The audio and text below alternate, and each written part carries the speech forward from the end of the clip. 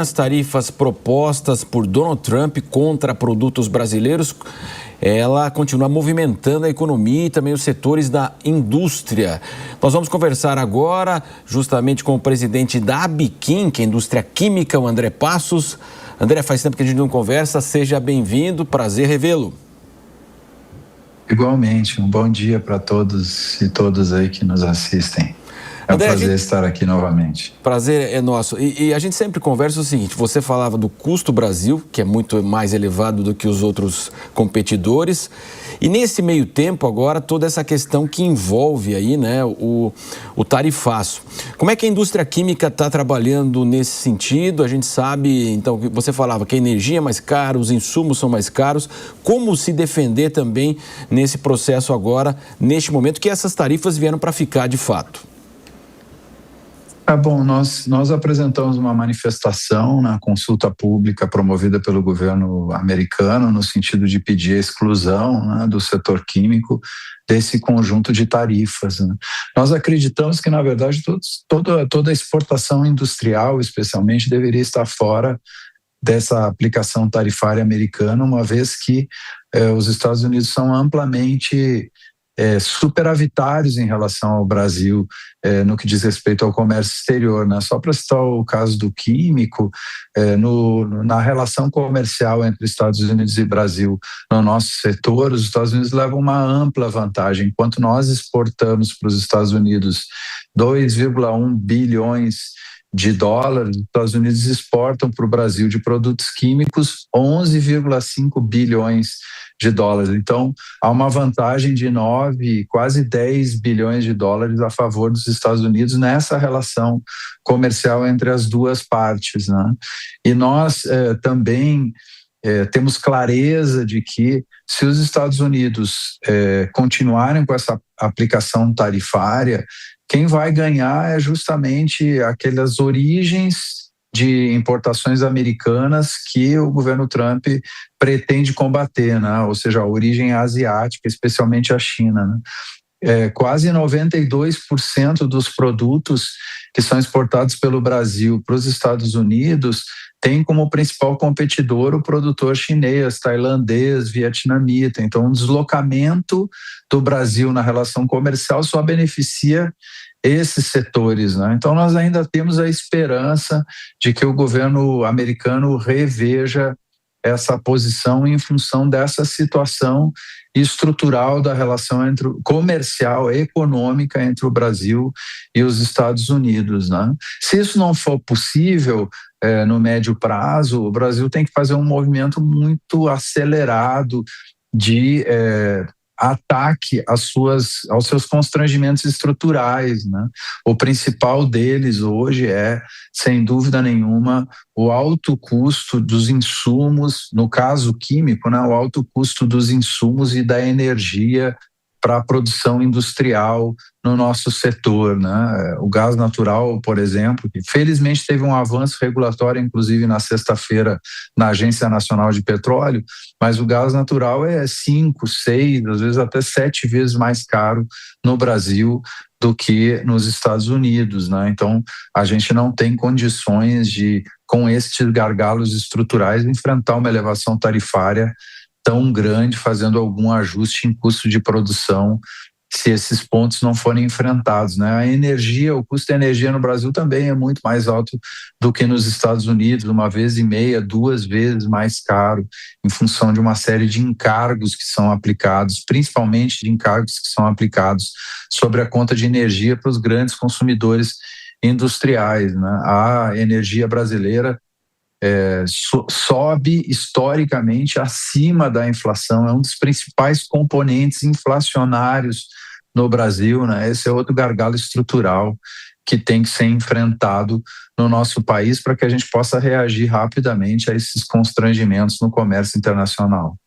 E fica até complicado da gente entender qual que é a lógica, né, André, em torno dessas decisões do Donald Trump, diante da informação que você trouxe, dos 9 bi de superávit nessa balança comercial que os Estados Unidos possuem e de que uma sanção contra o Brasil poderia, por exemplo, beneficiar mercados asiáticos, que são justamente onde a rusga comercial com os Estados Unidos ela é bem mais evidente. E a gente vê aqui na manifestação da Biquim que é citado o fato dos Estados Unidos comprarem produtos químicos brasileiros, da indústria química brasileira, que são muito utilizados no setor de embalagem, saúde, higiene, construção civil, agricultura, também na indústria automotiva. Então, mesmo que numa parcela não a maior de todas de compras norte-americanas, a gente vê sim uma certa dependência que é importante nesse intercâmbio também que é citado aqui, um intercâmbio histórico entre a indústria norte-americana e a brasileira do setor químico. Mas a gente não está falando só de parte técnica nessas negociações, também existe muito de política, até porque os dois países enfrentam processos eleitorais, um com as midterms e aqui o Brasil a eleição de um novo presidente da República. Como que você avalia a postura diplomática nesse sentido, quando também há esses contornos? 2 minutinhos para você trazer aí a sua avaliação para a gente. Já dando tempo já também. Em 2 minutos você resumir a geopolítica internacional. Não tem como, mas a gente pede essa ajuda. Eu acho que o Brasil está envolto numa disputa comercial muito pesada entre Estados Unidos e China, né? Acho que esse é o grande pano de fundo das negociações diplomáticas em torno de tarifas. Acho não, tenho certeza disso, né? E o pano de fundo recente é uma retração do consumo chinês, né? A China tem uma, diria, na falta de melhor palavra, vocação muito grande para funcionar em regime de autarquia, né? Priorizar o seu mercado interno, né? Ela, em geral, não é uma potência expansionista. O que aconteceu, né? A China começou a colocar grandes capacidades industriais no seu território, fundamentalmente para atender o crescimento esperado do seu mercado interno. O mercado interno chinês começou a produzir uma retração de demanda muito grande no último período, em função do estouro de uma bolha imobiliária, né? Isso provocou uma retração na economia chinesa muito grande. Como a China tinha colocado grandes capacidades produtivas nesse período para atender uma perspectiva de crescimento que não se realizou interna, para atender a demanda da sua população, ela rapidamente teve que recalcular e colocar proporções imensas de produtos manufaturados no mercado internacional, levando a um desequilíbrio muito grande entre oferta e demanda no mundo, pressionando preços e resultados de empresas globais para baixo, né? Especialmente empresas americanas. Isso desequilibrou o comércio internacional de uma forma nunca antes vista e provocou essa reação tarifária, não só do governo Trump, né? A gente, no primeiro governo Trump, já havia reações, evidentemente que numa proporção bem menor, mas, por exemplo, na química, no primeiro governo Trump, as tarifas já tinham sido elevadas para casa dos 30%, 35%, né? Para muitos produtos com origem na China, e elas continuaram elevadas ao longo do governo Biden. Então, não teve nenhuma mudança, apesar da mudança de comando no governo americano no que diz respeito ao vetor de elevação tarifária nesse período, né? Nós lemos como um processo dentro desse panorama americano de recrudescimento das relações entre Estados Unidos e China. E a diplomacia brasileira tem que ler dessa forma também. Por isso que a gente sugeriu no nosso documento, inclusive na consulta pública, que se procurassem outros caminhos de negociação para uma integração ainda maior entre o mercado brasileiro e o mercado norte-americano, né?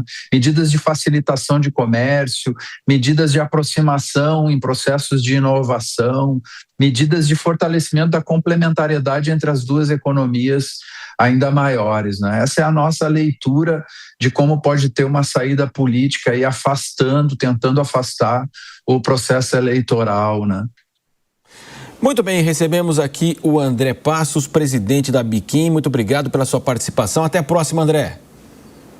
Eu que agradeço, até a próxima. Um bom domingo para todos nós aí. Igualmente. Deus nos abençoe.